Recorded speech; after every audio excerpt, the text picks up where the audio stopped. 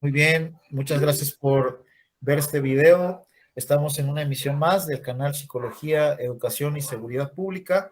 El día de hoy tengo el honor de estar con un grande de la psicología aquí en México y en América Latina y también conocido en Europa. Y bueno, pues ustedes ya lo conocen, es el maestro Ray González. Nosotros lo queremos mucho por todo lo que está haciendo, todo el trabajo que está llevando a cabo, que es de impacto para no solamente a nivel nuestro país, sino que ya de manera internacional. Y bueno, voy a presentarlo de una forma que conozcan un poco del extenso currículum que él tiene. Pues para empezar, él es maestro en psicoterapia cognitivo-conductual. Uh, También en su momento de los múltiples estudios tiene un máster en análisis conductual aplicado en España, en ABA España. Es psicoterapeuta en práctica privada, encargado del departamento psicopedagógico en instituciones privadas, cuenta con diplomados bastantes en terapia cognitivo-conductual, nivel básico, avanzado por el Instituto Vida Racional. Es corresponsal de la página Divulgación Psicológica y Viviendo ABA, en el que por ahí hubo unos cursos también interesantes. Yo creo que por ahí van a tener también alguna labor. Escritor de artículos divulgativos y por cierto, muy buenos. Por ahí el que hizo con la doctora María Jesús Froxan, es un deleite. Ajá, y bueno, muchas actividades. Por ejemplo, es miembro activo del grupo Acobeo. Este grupo Acobeo, para los que no conocen, es un grupo de investigación, cuestión de práctica clínica conductual, desde la perspectiva conductual de la terapia de conducta, que dirige la doctora María Jesús Frochan. Y pues es un apasionado del análisis de la conducta, con una alta curiosidad en todos estos temas, divulgador. También es parte del equipo directivo de ITECOC México, que ustedes ya conocen, sobra además mencionar. Pero también, pues él dicta diferentes cursos, lo entrevista muy seguido. Decía a ver si me acepta la entrevista mi amigo Ray, y ya pues ya lo tenemos aquí. Yo lo admiro mucho, lo aprecio bastante. Tuve el honor por ahí de conocerlo en algunos cursos que tuvimos en ITECOP. Ha sido mi maestro también en varios cursos, y ahorita por ahí está pendiente la del diplomado, nos va a dar unas clases ahí, así es de que cuidado, ¿no? Cuidado con este crack de la psicología. Pues muchas gracias, Ray. Hola Hugo, pues muchas gracias a ti y gracias por la presentación también, que mucha presentación. Pero bueno, muchas gracias por la invitación y yo encantado de estar aquí en tu espacio, en tu canal, pues para hablar un poquito pues de lo que se pueda, ¿no? Y de lo que, y de lo que hacemos. Genial, genial. Pues bueno, aquí pues tenemos un guión, pero igual a lo mejor algunas cosas también vamos a ir comentando y vamos a ir precisando.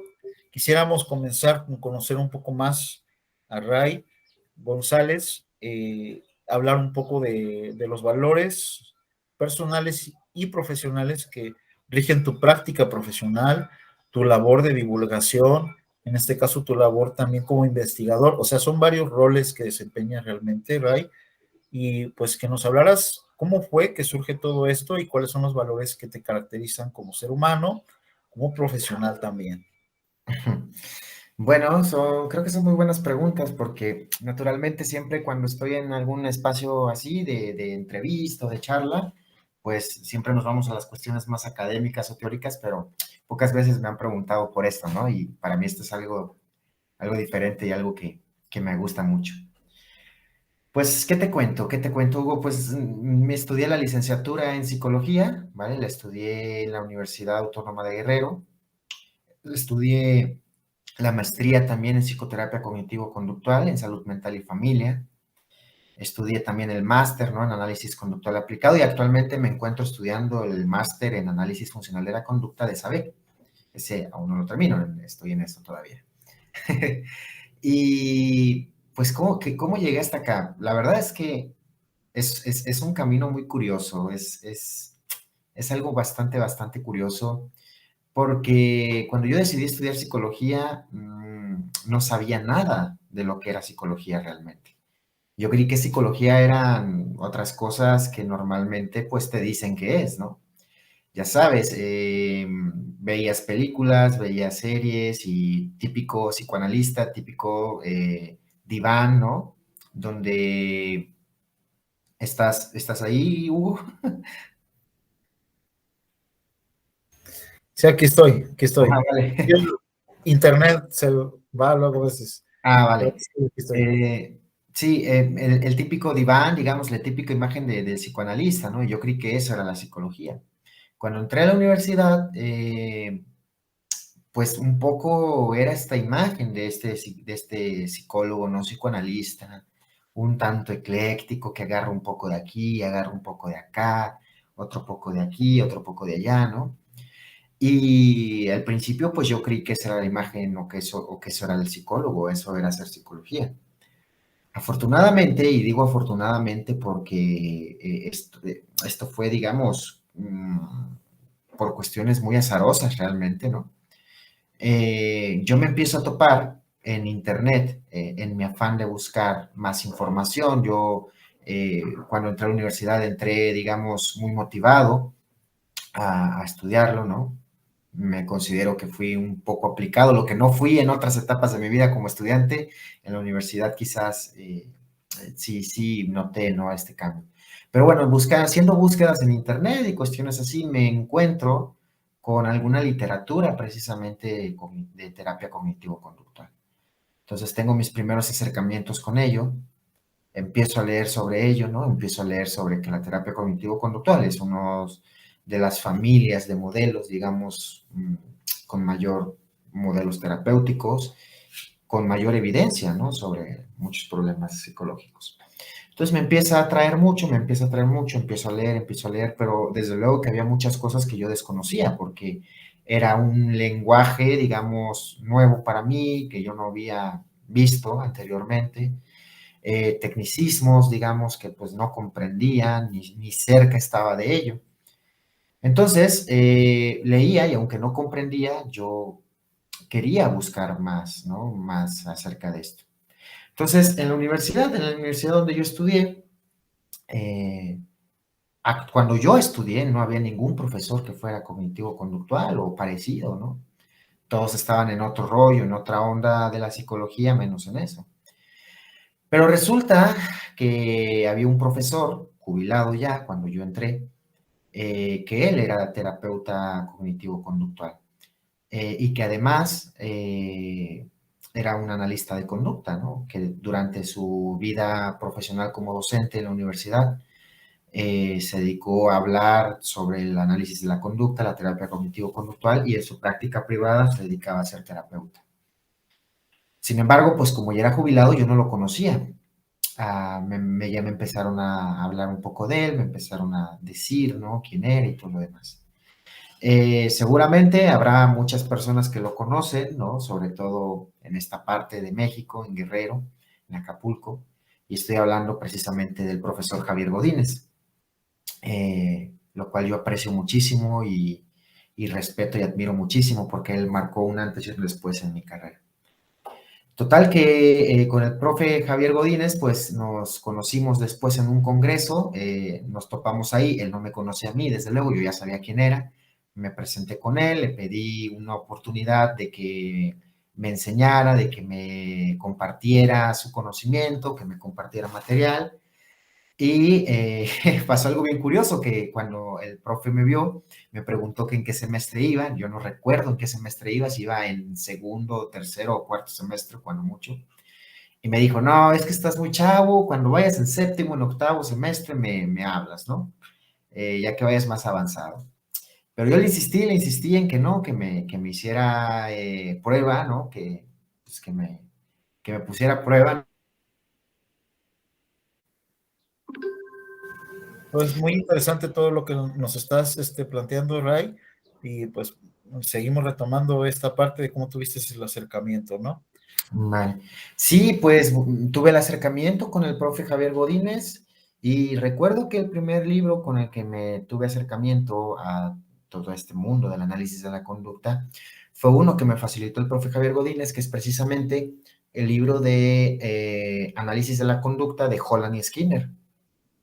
Es un libro que es un texto programado que está muy curioso porque te va enseñando los conceptos del análisis de la conducta de una forma poco convencional. De hecho, utiliza el mismo principio de moldeamiento de la conducta para ir moldeando estos conceptos en tu repertorio verbal, digamos, ¿no? Bueno, para no hacerla tan larga la historia, de a partir de ahí, pues empecé a estar, digamos, en el equipo con el profe Godínez y pues empecé a capacitarme en análisis de la conducta, en TCC y lo demás, ¿no?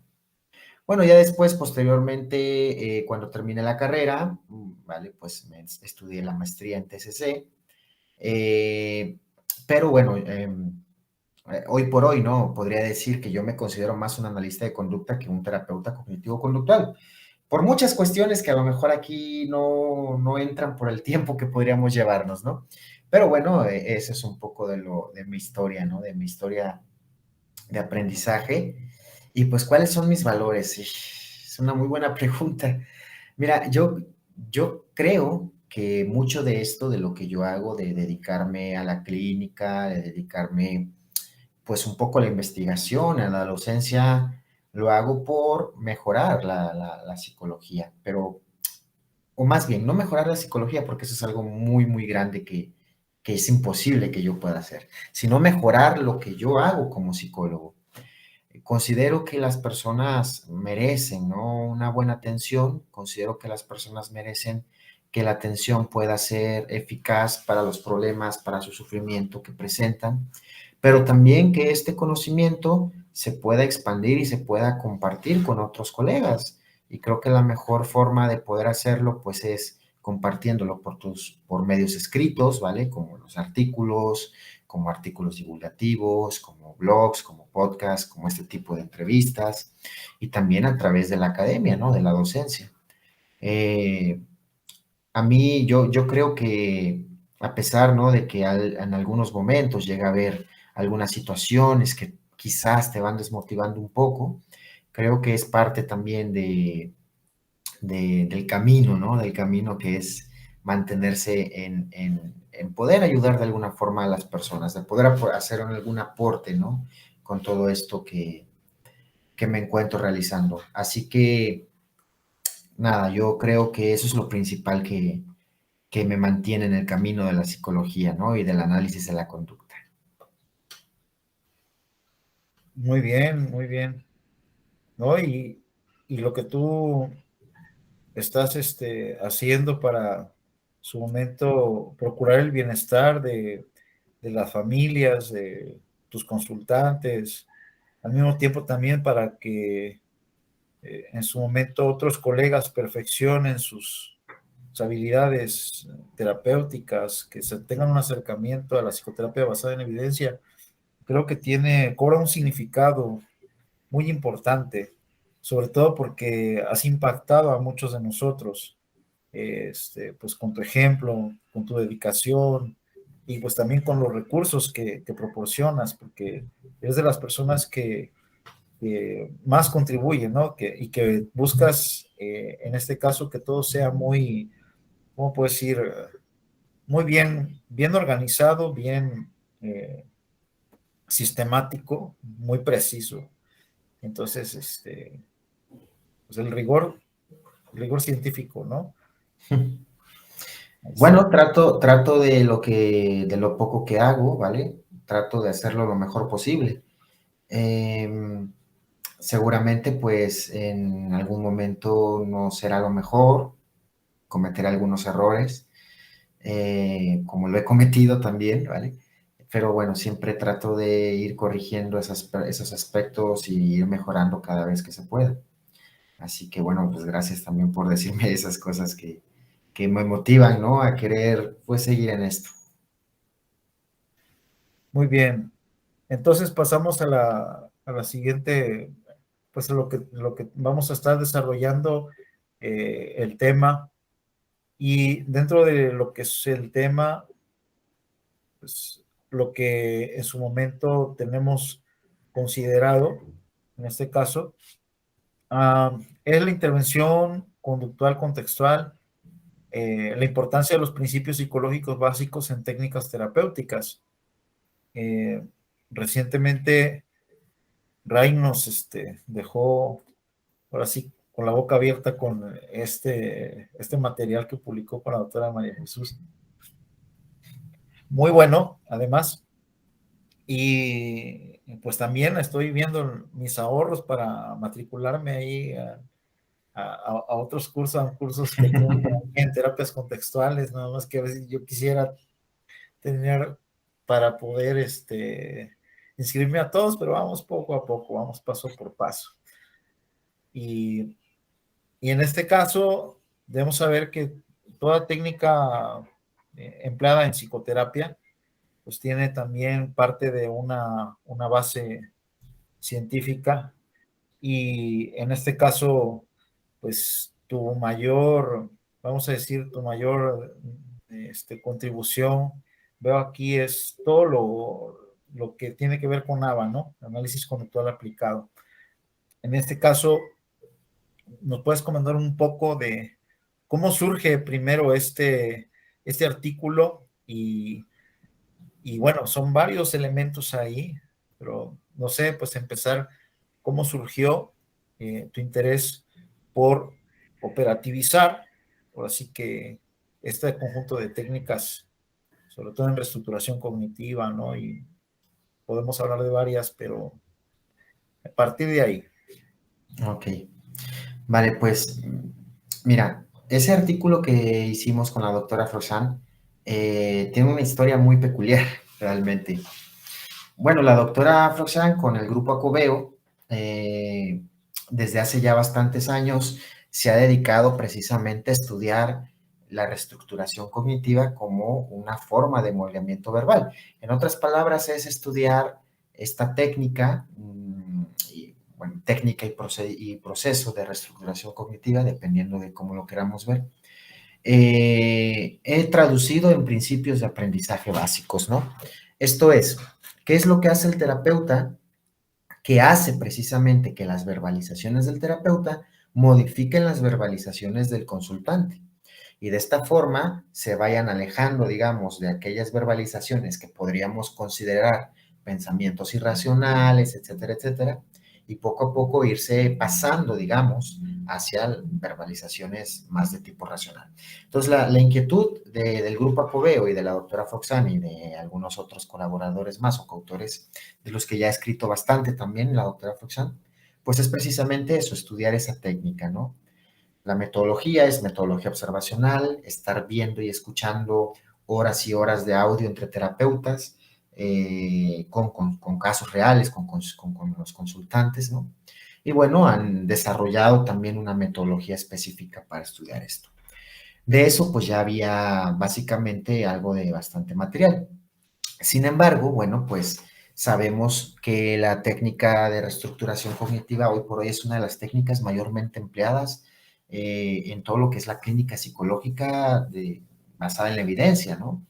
La mayoría de modelos basados en la evidencia siguen siendo los modelos cognitivo-conductuales y la reestructuración cognitiva es un eje central de eso. Tanto así que hay algunos autores que consideran que el núcleo de la terapia cognitivo-conductual es la reestructuración cognitiva. Bueno, entonces, una de las cosas que se plantean ahí precisamente en nuestro artículo es que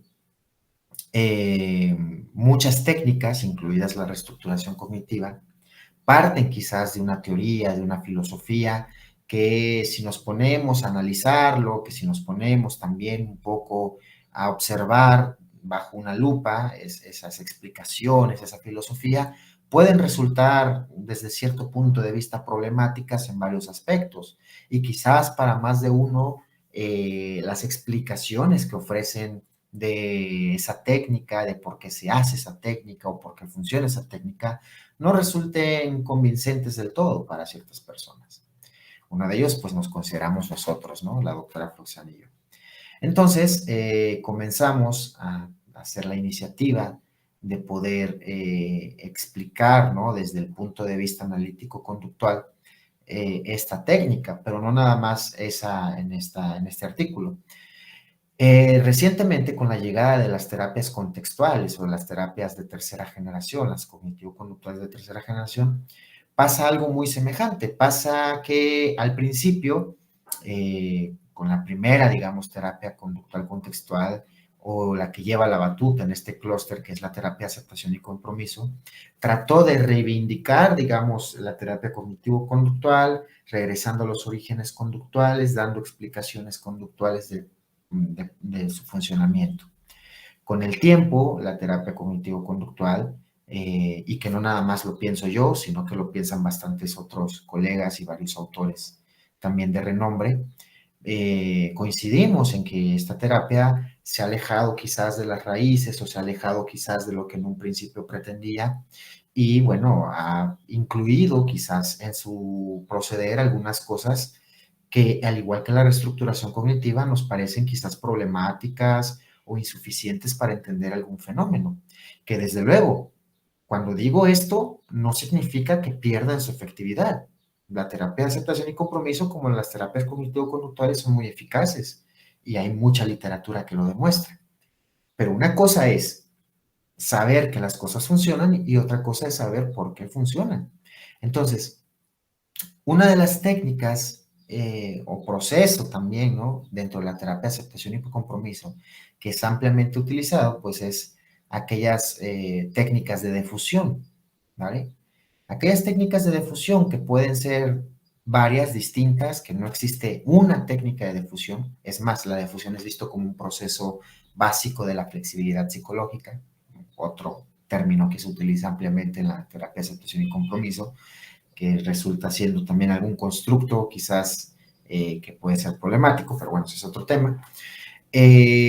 Pues tratamos de darle una explicación de por qué funciona. Si bien es cierto que al igual que la TCC ofrece su propia explicación por qué la reestructuración cognitiva funciona, la ACT también ofrece una propia explicación de por qué la difusión funciona, ¿no? Es ampliamente conocido que la ACT mantiene o ha construido una teoría naciente en su propio seno para la cognición y el lenguaje, que es la llamada teoría de los marcos relacionales. Sin embargo, como comentábamos, para algunos autores nos parece que hay algunas cuestiones problemáticas o insatisfactorias a un nivel explicativo, quizás para otros autores no, quizás para otros autores no hay mayor explicación más hegemónica y parsimoniosa que el RFT, pero bueno, ahí cabe la discusión, desde luego. Y también, bueno, algo que se utiliza bastante en las terapias cognitivo-conductuales más modernas o las terapias de tercera generación o incluso fuera de ello, porque realmente no es naciente en esto, sino que es tomado prestado de otras tradiciones, como las tradiciones budistas, pues es el mindfulness, ¿no? El mindfulness que se ha utilizado como un comodín básicamente para todo, que se ha utilizado para reducir el estrés, para lograr la difusión, para ser una persona más compasiva, para mejorar la atención, se ha utilizado por un montón de cosas. Entonces, pues dijimos, vamos a ver qué evidencia existe de esto. Y lo que nos encontramos es que el mindfulness realmente tiene poca evidencia y la evidencia que hay, la evidencia que existe sobre el mindfulness es una evidencia que ha tenido problemas metodológicos, que ha tenido bastantes recomendaciones, digamos, para mejorar esos estudios. Pero bueno, consideramos que en aquellas situaciones que sí funciona, pues tratamos de darle una explicación de por qué funciona. Entonces, estas tres técnicas terapéuticas que son validadas empíricamente, porque se ha validado que funcionan en muchos casos, pues tratamos nosotros de darle una explicación analítica conductual a ellas, tomando en cuenta precisamente que están sujetas a los mismos principios, a las mismas leyes de comportamiento como cualquier otra. Entonces tratamos de darle esta explicación, argumentamos desde luego un poco de por qué buscamos esta explicación y por qué proponemos esta alternativa. Y pues bueno, básicamente es eso, ¿no? ¿Por qué lo hice con la doctora Froxán? Porque, bueno, la doctora Froxán es una persona que admiro muchísimo también, que aprecio muchísimo, que tiene muchísimo por compartir, por enseñar, y que, bueno, ella, como decía hace un momento, tiene amplia experiencia en esta cuestión, ¿no? De operativizar y de dar explicaciones analítico-conductuales de estas técnicas cognitivas, ¿no? Este fue un artículo que para muchos fue bien recibido, para otros no tanto, pero bueno, es algo que sucede siempre con los artículos, ¿no? Que quiero pensar que es algo natural en el mundo académico. Ok, bueno, fíjate que me llama mucho la atención todo lo que nos estás comentando, porque en este momento, en la historia de la psicoterapia y la psicología que le llamamos clínica y la psicología conductual, creo que se requiere que los psicólogos tengamos mayor precisión en lo que hacemos, que no solamente hagamos las cosas por hacerlas. Muchos, por ejemplo, cuando están comenzando dentro de sus prácticas clínicas o los primeros acercamientos que tienen con los profesores, por ejemplo, en la academia, como tú nos estabas planteando, muchas veces piensan que el hecho de conocer más técnicas o aplicar diferentes cosas, o sea, tienes este problema, te aplico esta técnica, tienes este otro problema, te aplico esta otra. Y así como si fuera, no sé, recetas de cocina, ¿no? Que de alguna manera a la larga lo que hace es que se pierda este rigor científico y se olvide de por qué estamos aplicando, para qué estamos aplicando cierta técnica, qué función tiene, de dónde parte, y si nos ponemos un poco más estrictos en todo este tema, pues ahora sí que ya es verlo como en su momento tú nos estás expresando, nos estás comentando con tu artículo y también no solamente con el artículo, sino con todo lo que en su momento tú haces, las ponencias, las entrevistas que te hacen, etcétera. O sea, yo veo que vas muy a eso, ¿no? El hecho bueno, sí, hay que operativizar, hay que tener, o sea, ese rigor, esta parte, lo que realmente nos va a distinguir de, de una persona que se está formando solamente como un técnico, ¿no? Que quiere aplicar una serie de técnicas nada más, pero que se olvida de, de que hay ciertos aspectos ahí que se están operando, que están llevándose a cabo, que aunque nosotros no los conozcamos, que son los principios básicos del aprendizaje conductual, pues están, ¿no? Entonces, no sé cómo veas esto, Ray. Sí, tal cual. Bien lo decías hace un momento. Hoy por hoy creo que la psicología basada en la evidencia es un camino que a corto plazo es algo bastante beneficioso, que es la mejor herramienta que tenemos ahorita, pero que a largo plazo no es la mejor herramienta. Precisamente por lo que has comentado, la psicología basada en la evidencia o la psicoterapia basada en la evidencia se encarga de poner a prueba un conjunto de técnicas, se encarga de poner a prueba un conjunto de procedimientos que, vale, vamos a ver si esto para cierta población funciona. Y se hacen los estudios, ¿vale? Que puede haber estudios de diverso rigor metodológico, puede haber mejores, puede haber no tan mejores.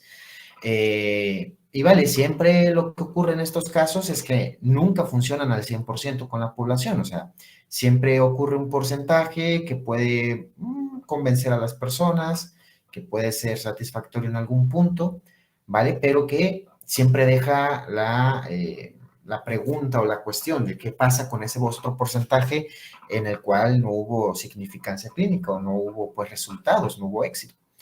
Además de que, bueno, como ya decíamos, la aplicación de un conjunto de técnicas, aunque sean eficaces, no nos explica por qué funcionan. Lo cual eso es muy, muy convincente a nivel tecnológico, pero no a un nivel académico, no a un nivel conceptual, ¿no? Científico o ciencia básica. Entonces, sí, tal cual, lo que sucede es que cada vez más salen más modelos, salen más marcas, salen más técnicas, y sigue siendo más de lo mismo realmente, porque si nosotros nos podemos hacer análisis funcional de las técnicas, Puede ser que tomen otra forma, pueden ser que tomen otro nombre, pero que en función son iguales a muchas de las técnicas que han existido desde hace ya bastantes años en lo que es el análisis de la conducta, la terapia conductual. Desde luego que nuevas formas, nuevas topografías en las que son aplicadas, pues resultan quizás más atractivas, ¿no? En determinado momento para ciertas personas. Y digo, eso no tiene nada de malo, al contrario, creo que es una muy buena forma de poder darle versatilidad, variación, ¿no? De poder hacerlo atractivo quizás para muchas personas. Lo que yo veo incorrecto es que, y que veo poco científico, es que cada vez salgan más cosas diciendo que son cosas diferentes cuando realmente no son cosas diferentes, desde luego, funcionalmente hablando. Y sobre todo que bauticen a una técnica, le pongan un nombre, le pongan una marca, porque hoy por hoy la psicoterapia basada en la evidencia está llena de marcas también, de certificaciones y demás, y bueno, lo vendan de esta manera. Y sobre todo que te digan que tú no puedes hacer determinada técnica sin estar certificado o cosas así. Eso me parece absurdo, ¿no? Pero bueno, eso es una de las cuestiones que son muy, muy criticables, tanto internamente como externamente, a lo que llamamos psicoterapia basada en la evidencia. Reitero que la psicoterapia basada en la evidencia es la mejor herramienta que tenemos hoy por hoy, ¿vale? No podríamos decir lo contrario, pero sí considero que a largo plazo no es el mejor camino. A largo plazo, la consolidación de una ciencia psicológica basada en principios sólidos, ¿vale? En una fuerte base teórica y una sólida fundamentación experimental, no es basada en la evidencia, es una psicoterapia basada en procesos de aprendizaje. Ok, muy bien. Fíjate que ahorita que nos estás planteando todo esto, también quería hacerte la pregunta aprovechando porque es una duda que también han tenido algunos de mis estudiantes. O sea, ¿cómo es que se hace investigación, pues ahora sí, clínica, ¿no? Actualmente, porque luego cuestionan, dicen, no, es que esto del condicionamiento clásico, operante, utilizar palomas, etcétera, etcétera, está muy bien, pero ¿cómo se hace actualmente la investigación? Tú eres uno de los que están en un cuerpo bueno, de investigadores que forman ahí a Coveo. No sé si nos puedas comentar cómo es que se lleva a cabo todo este procedimiento de investigación de las prácticas clínicas, porque ustedes están revisando todo lo que es la parte clínica, pero desde la investigación científica, ¿no? Mediante una metodología observacional que nos estabas comentando y bueno, no sé si nos puedas ilustrar para aquellos que están estudiando, que puedan saber más o menos cómo es esto. Bueno, hay muchas formas realmente de hacer la investigación en psicología, ¿no? Tanto en nivel experimental o básica, como lo decías, ¿no? Los principios, descubrir, bueno, no se han descubierto nuevos principios, ¿vale? Pero sí se sigue investigando quizás nuevos fenómenos del comportamiento. O incluso algunos fenómenos que han sido estudiados y se quiere hacer una investigación para buscar resultados parecidos, hacerlo más sólido. Pero a nivel clínico, digamos, con personas o con sujetos no animales humanos, con personas, pues se puede hacer también investigación de diferente manera. Una de ellas, la que es más congruente con la psicoterapia basada en la evidencia, son más grupos aleatorizados, grupos control, ¿vale? Son unas metodologías que utilizan una población bastante amplia, ¿vale? Un grupo de personas con determinadas características, con criterios de inclusión y de exclusión, etcétera, etcétera. Y bueno, se pone a prueba la técnica, el procedimiento, dependiendo de cuál sea nuestra variable, digamos. Sin embargo, cuando hacemos investigación basada en procesos, como es la que estábamos hablando hace un momento, esa metodología, ¿vale? De grupos control, por ejemplo, ¿no? O investigación translacional y diferentes tipos de investigaciones, no es muy compatible con esto. En este tipo de investigación, en la metodología observacional, se hace diseños de caso único, ¿vale? Esto es una persona, ¿vale? No es un grupo, sino una persona. Donde aquí lo relevante o la variable a estudiar no es la técnica. ¿Me explico? Aquí la variable que se estudia es el comportamiento de las personas, donde una variable independiente que queremos estudiar es el comportamiento del terapeuta, verbal y no verbal, que desde luego en la clínica psicológica mayoritariamente es el comportamiento verbal. Y donde la variable dependiente que estudiamos es el comportamiento del consultante. Entonces, dicho de otra forma, lo que nos interesa saber es que a través de controlar el comportamiento, a través del terapeuta, ¿vale? Con los conocimientos que tiene y todo lo demás, saber qué puedes hacer tú para controlar el comportamiento del consultante y, desde luego, llevarlo a los objetivos propuestos, ¿vale? Que es la mejoría clínica. Mientras que en otras investigaciones de diferentes tipos, como la basada en la evidencia, que utilizan otras metodologías, la variable independiente es la técnica, es la terapia, es el procedimiento, ¿vale? Y las variables dependientes son en otros indicadores, son quizás medibles a través de cuestionarios o cosas así. En la metodología observacional, por medio de la observación precisamente del fenómeno in situ, la variable independiente es el comportamiento del terapeuta, la variable dependiente es el comportamiento del consultante o del cliente. Desde luego que en algún punto la variable también independiente, cuando queremos estudiar o cuando queremos también estudiar algunas cuestiones del variable independiente, es entonces el comportamiento del consultante y la variable dependiente es del terapeuta. Se puede invertir.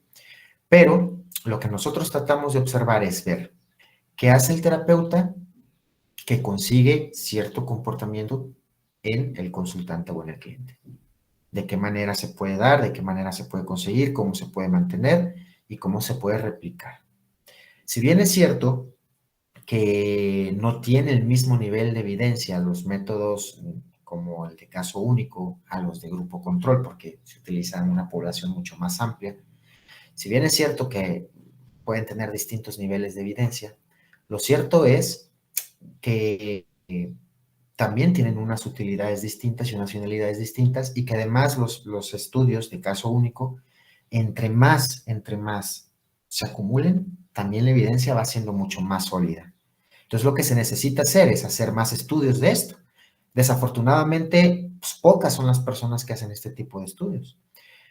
Acoveo es un grupo de ellos que hace este tipo de cosas. TESELAB, que está coordinado por José Olid y por Terapias Contextuales, es otro. ¿Vale? Y hay algunos otros grupos de investigadores y independientes también que están investigando de esta manera. Lo que se necesita es hacer más, para que poco a poco pueda ser algo más sólido que pueda de alguna forma, vale, ya es sólido de por sí, pero más que pueda ayudar precisamente a cambiar, digamos, el foco para esto que comentamos hace un momento, que es la psicología, la psicoterapia basada en procesos. En resumen, ¿vale? En esta metodología observacional, eso es lo que se estudia, ¿vale? No se estudia la técnica, no se estudia el procedimiento, no se estudia la terapia, se estudia el comportamiento de las personas. La técnica que se utilice, el procedimiento o la terapia que tú estés manejando es simplemente un medio para un fin, no el fin en sí mismo. Y eso sí, también lo vamos observando de manera funcional. Estas variables independientes y dependientes que estábamos hablando, ¿vale? Se van conceptualizando de manera funcional. Las funciones del comportamiento, de reforzamiento, de castigo, de extinción, según sea el caso, ¿no? Según lo que se vaya observando. La metodología observacional está sujeta a precisamente ser, digamos, analizada por observadores externos al que sea el terapeuta para evitar sesgos, ¿vale? Por separado también, mínimamente 2 personas por separado. Vamos a ver también si hay concordancia entre las personas para darle mayor rigurosidad. Y bueno, se hace de horas y horas y horas de grabaciones de terapia, ¿vale? Se hace de muchas personas, se seleccionan también cuáles son los casos que pueden estar estudiados Y bueno, de ahí puede salir muchos fines, o sea, la metodología observacional es la metodología, pero también pueden salir muchos fines. En el grupo Coveo, por ejemplo, hay muchas líneas de investigación con esta metodología.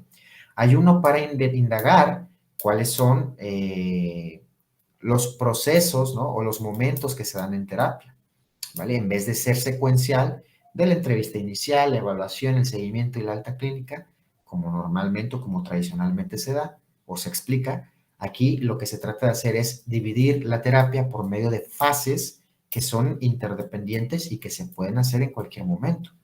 Otra línea de investigación es también precisamente a través de la metodología observacional y de las funciones, ver de qué manera los estudiantes noveles pueden adquirir más experiencia, ¿vale? Para controlar las variables que se presentan en la consulta y de esta manera en poco tiempo, minimizar el tiempo para ser igual de exitosos que un terapeuta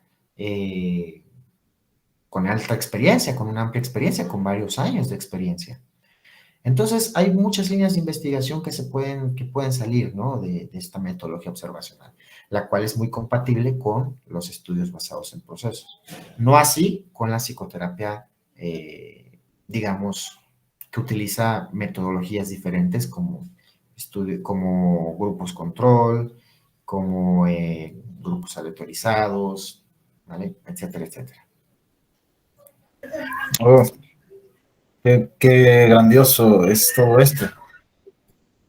Fíjate que en ese sentido, ahí está la importancia, ¿no? Que yo creo que tenemos que tener ese acercamiento a estas investigaciones, tenemos que estar revisando qué se está produciendo actualmente para que de esa manera también vayamos moldeando nuestra práctica profesional. Y bueno, aquí surge también esta otra pregunta ahorita de acuerdo a todo lo que nos estabas explicando. Salen demasiadas. Yo creo que da lugar a como a unas 10 entrevistas esto.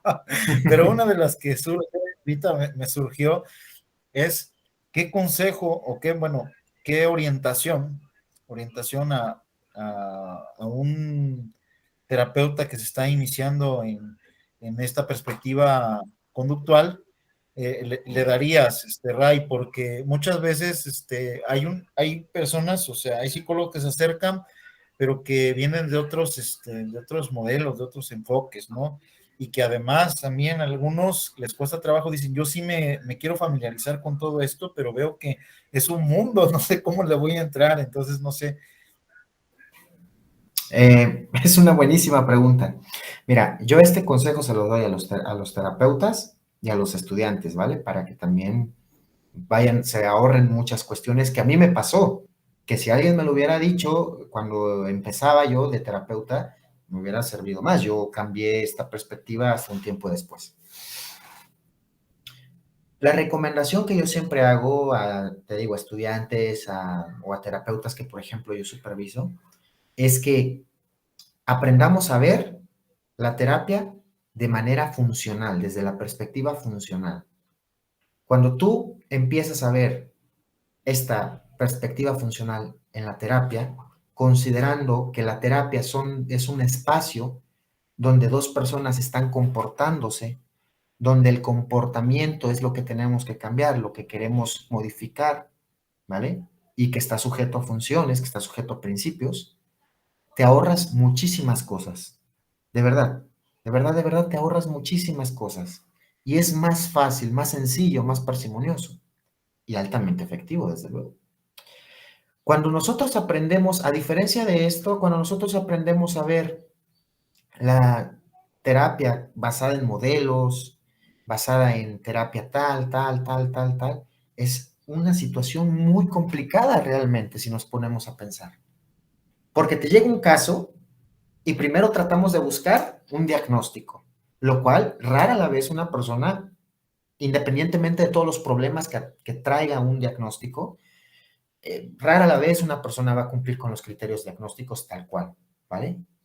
Entonces, ok, le damos un nombre, le damos depresión. Vale, depresión. ¿Qué modelo es para depresión? ¿Qué modelo tiene evidencia para depresión? Pues activación conductual, terapia cognitiva, terapia interpersonal, etcétera, etcétera.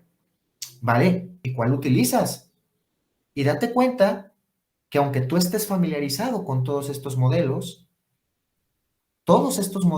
nada más para los problemas de depresión, tienen una explicación totalmente distinta, incompatible entre ellas, aunque sean eficaces. Porque una cosa es la explicación y una cosa es lo que compartan subyacentemente en los principios de aprendizaje, que de hecho de esto hablo precisamente en otro artículo que se publicó sobre programación de actividades y depresión, una perspectiva analítica conductual. No sé si también pudiste ver que se publicó. Salió hace poco en diciembre. Lo mismo para otros problemas, ¿vale? Dices, bueno, ahora lo veo desde ACT, ahorita lo veo desde DBT, ahorita lo veo desde FAP, ahorita lo veo desde terapia metacognitiva, después lo veo sobre terapia cognitivo-conductual, luego sobre terapia racional emotiva conductual, luego sobre terapia de exposición, luego, es que son bastantes nombres que te dicen mucho y nada a la vez. Pero cuando tú te dejas de esos nombres y los ves como formas, como topografías, y ves la clínica de manera funcional, te ahorras todo eso, de verdad. A mí me pasó. Yo estudiaba terapia tal, me metí a cursos de terapia tal y varias. Y decía, este caso, perdón, lo abordo desde tal terapia, este otro desde tal terapia. Y no sabes, o sea, me causaba una confusión tremenda. Esta terapia dice que esto, pero esta otra terapia dice que esto. Y dice que aquella otra terapia está equivocada por esto. Pero sin embargo, son eficaces las dos. ¿A quién le hago caso?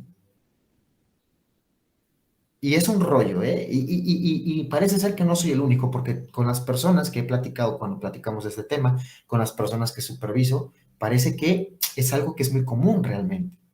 Lo que pasa es que es poco hablado.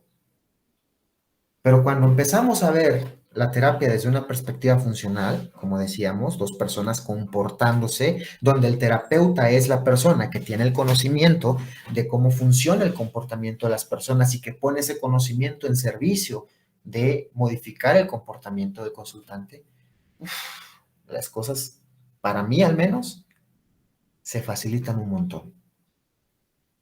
En todo, conceptualmente, teóricamente, pragmáticamente, eficaz, eficiencia. Y cuando tú sabes por qué funcionan las cosas y ocupas esas variables también en servicio, la eficacia y la efectividad y la eficiencia se aumentan. Porque de esta forma sabes qué piezas mover en el tablero de ajedrez para llegar al lugar que quieres llegar. Y no estás, vale, voy a intentar con esto, voy a ver si por acá, si por acá. Y voy a ver si con esto funciona. Y si no funciona, vale, te ahorras muchísimo. Ok. Al menos yo así lo veo. No, pues una grandiosa contribución, Ray. Estaría muy interesante que todo eso hicieran algún libro, ¿no, Ray? Acerca de principios básicos del comportamiento y en la clínica, no sé, algo así, no sé. No, Pues, ustedes saben más, tú sabes más de ese tema, pero pues mira, te voy a ser honesto, la verdad es que ya existe todo esto. O sea, no es nada, no es nada nuevo. Lo que pasa es que, como te mencionaba, ha sido poco visibilizado en comparación de otras cosas. Te voy a poner varios nombres. El libro, por ejemplo, de la doctora Frochan, de análisis de la conducta humana, metodologías, algo así el título, menciona todo esto, te da una perspectiva funcional del problema psicológico. El libro de procesos psicológicos básicos, donde lo escribe Vicente Pérez, Benjumea, Andrés García, te habla de todo esto, ¿vale? El libro de Milton Berger, el libro de Cooper, Heron y Hayward, el libro de Aprendizaje Complejo de Andrés García, y hay muchísimos más libros que te pueden hablar de esto. La cuestión es que son libros que son poco comerciales. Es más comercial, ¿vale? Un libro quizás de un de modelo marca, ¿no? De marca. con marca, exactamente. Y es la verdad. O sea, quizás a algunos no les parece lo que digo, pero es la verdad. Es más comercial. Te voy a poner un Y si no ejemplo. les parece ni modo, ya, lo que se Te, dijo se te- te voy a poner un ejemplo. Recientemente se ha publicado un libro de Hayes con Hoffman, ¿vale? Que se llama Terapia basada en procesos, pero que es algo muy distinto de lo que yo te estoy hablando realmente. Yo hablo de procesos de aprendizaje. Ellos hablan de otro tipo de procesos. que esa es otra cuestión que habría que definir qué se entiende por procesos. Pero ellos hablan de una combinación entre psicología, terapia cognitiva, neurociencias, terapia contextual, hacen una mezcolanza filosófica y conceptual que para muchos no tiene sentido. Quizás a un Causa nivel ruido porque técnico, es eso, o sea, incompatible, ¿no? Muchas de esas por perspectivas, supuesto, por supuesto. Bueno, te voy a, filosóficamente, mira, conceptualmente, hace, etcétera. hace algunos años, Hayes y Hoffman eran enemigos académicos, por así decirlo, o enemigos intelectuales. ¿Por qué? Porque Hoffman es hoy por hoy es una de las personas, o es la persona que más está al frente de las terapias cognitivo-conductuales. Stephen, no, Hoffman, no recuerdo su nombre. Y Hayes, pues es el que va a la cabeza de las terapias contextuales, la persona que se asocia o que es su creador de la terapia de aceptación y compromiso. Entonces, mientras unos decían, sí, pero es que la terapia cognitivo-conductual esto y la terapia de aceptación y compromiso es mejor por esto, por el otro, por el otro. Y el otro contestaba, sí, pero la terapia de aceptación y compromiso esto y la terapia cognitivo-conductual es mejor por esto, esto, y toma en cuenta esto y tú no, y así, ¿vale? ¿Qué pasó? Que llegó un momento en que, quién sabe qué hicieron, pero pues hicieron unas paces, hicieron esta tregua y sacaron cosas juntos, lo cual eso me parece muy bueno, que en vez de haber rivalidad y enemistad académica, que no tiene sentido tampoco, colaboren, pero creo que esto es algo muy forzado. Para muchos, esto nos parece, y digo para muchos porque lo he conversado con algunos otros colegas y opinamos más o menos parecido, en que esto es algo más forzado, una cuestión quizás más política.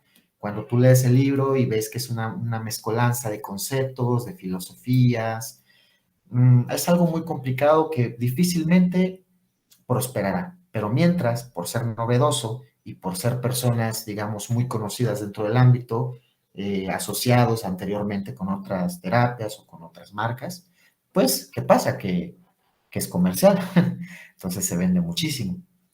Y pues al ser novedoso, al ser nuevo, al tener pues estos otros plus de los cuales hablamos, pues hace que sean más conocidos o más accesibles que otras literaturas. Pero como te decía, esto existe y ha existido. Y aparte de libros, existe infinidad de artículos también que hablan de esto. Unos de ellos, como mencionó, son los del Grupo Acobeo. O sea que yo creo que tiene más valor observar estas secuencias pavlovianas y operantes, ¿no? Ver la influencia pues que tienen en la conducta del individuo, ¿no? En cuestión, o los individuos. Por supuesto. Y, y sí, o sea, es oro molido todo esto que estás comentando, pues sobre todo para los que estamos aprendiendo. Yo me considero un eterno aprendiz. Y, Creo que y todos, ¿eh? aquellos también están, sí, sí, pero van más adelante, o sea, ustedes van más adelante que nosotros, ¿no? Y de alguna manera son un referente, como tú eres un referente, y pues hay varios colegas que también están haciendo lo propio, pero en este caso, pues tenemos que escuchar la voz de quienes están llevando la batuta de todo esto. Muy bien, Ray, entonces, en la cuestión de las prácticas clínicas, el punto de lo que tiene que ver con la supervisión de psicólogos, de colegas, todo eso que ya tienes tu experiencia también, igual, este, ¿qué puntos de vista tienes con respecto a esto de las prácticas clínicas? ¿Qué giro debe de tener de aquí en adelante, desde tu punto de vista, la práctica también de los colegas que están empezando, noveles, pero también aquellos que están, que ya tienen algo de experiencia, ¿no? Bueno, pues yo creo que hay que ser bastantes críticos también, ¿no? Con nuestra propia labor. Preguntarnos qué es lo que estamos haciendo, preguntarnos si lo que estamos haciendo, además de la eficacia que tenga, que eso no lo pongo en duda, desde luego, eso no, nunca lo voy a poner en duda, pero preguntarnos, ¿no? Si lo que estamos haciendo es intelectualmente honesto, es algo diferente o no. Si si vale, si lo que yo estoy haciendo me es eficaz y quiero seguir así, pues vale, no hay problema. Pero si no, bueno, siempre hay oportunidad de reconceptualizar las cosas. Todo depende mucho de tus objetivos. Quizás haya personas que no le interese nada la parte conceptual, la parte teórica, la parte filosófica y diga, bueno, yo me dedico solamente a aplicar y ser un terapeuta y ya, ¿vale? Hay personas que nos interesan más otras cosas también y bueno, dependiendo también de cuáles sean tus objetivos. Pero yo siempre voy a insistir en eso. Siempre voy a insistir que seamos críticos, que no nos creamos todo solamente porque una persona los dice, eh, que investiguemos, ¿vale? Que leamos, que debatamos, porque también eso es algo que últimamente, ¿vale? Parece que está mal visto, discutir ideas, ¿vale? Pero bueno, creo que poco a poco las cosas pueden ir mejorando. Estamos muy lejos de ser una ciencia sólida como otra ciencia natural, pero también creo que vamos en buen camino.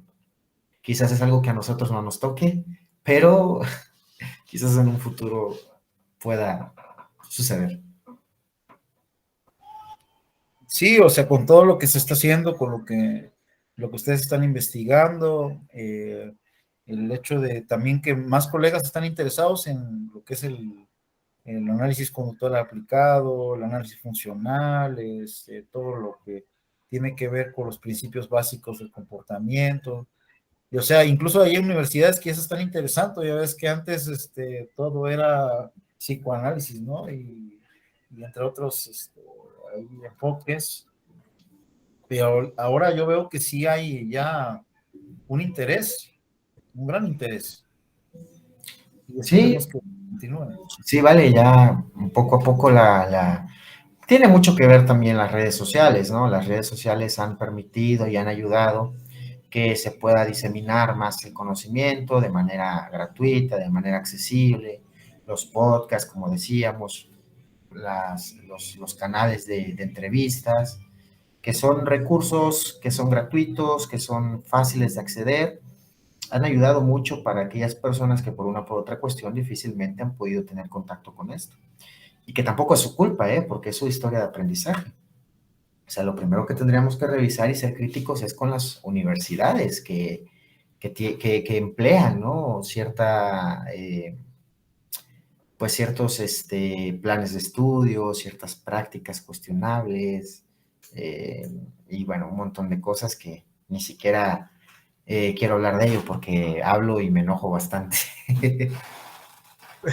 Hablemos de cosas divertidas.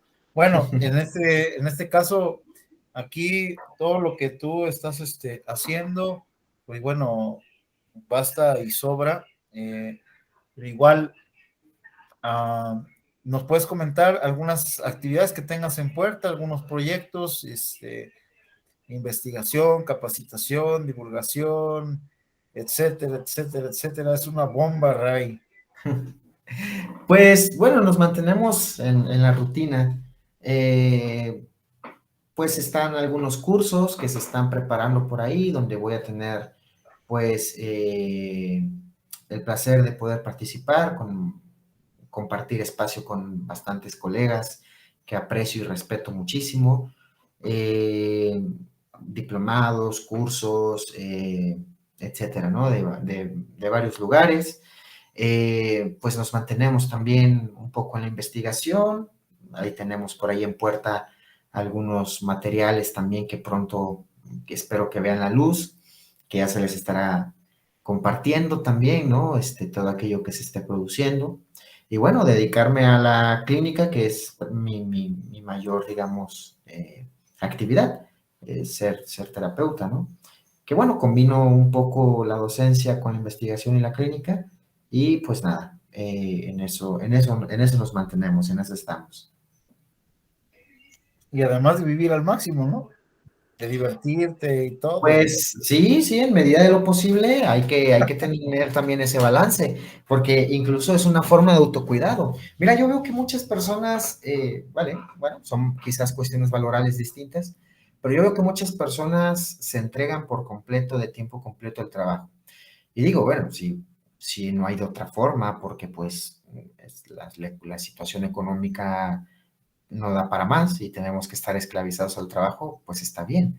Pero eso también a la larga te cobra la factura y también hay que tener autocuidado, no descuidar nuestra alimentación, nuestra salud y cosas así, porque a la larga sale más caro. Y además es una forma de cuidar indirectamente de tus consultantes. Si una persona se encuentra cansado, débil, con hambre, con sueño, con preocupaciones, etcétera, no puede estar al 100% en la consulta y es muy probable que cometamos errores inadvertidos. Entonces, cuidar de uno mismo es cuidar también de tus consultantes. Así que, en medida de lo posible, si tienes la oportunidad, vive. Claro que sí. Y hacer el análisis funcional de nuestro comportamiento también, ¿verdad? También ver qué por ahí. Sí, Sí, hace falta mucho, un poco de autocrítica también. claro. Muy bien. Pues Ray, un honor siempre escucharte, aprender de ti, ahora sí, tomar este oro molido que nos señalas el día de hoy y agradecerte mucho por el tiempo que te diste para esta entrevista. Yo sé que andas muy ocupado, es, también a lo mejor te quité parte de tu tiempo que estás descansando, no sé, o Nada te muchas preocupes. actividades. Y pues tú sabes que, como te decías al inicio, te admiro y te aprecio bastante. Y seguimos Gracias. aprendiendo de ti, vamos a seguir aprendiendo. Por ahí espero con ansias la clase en el diplomado también. Y, y bueno, tenemos mucho de Ray González para adelante. Hay varias cosas, hay varios proyectos.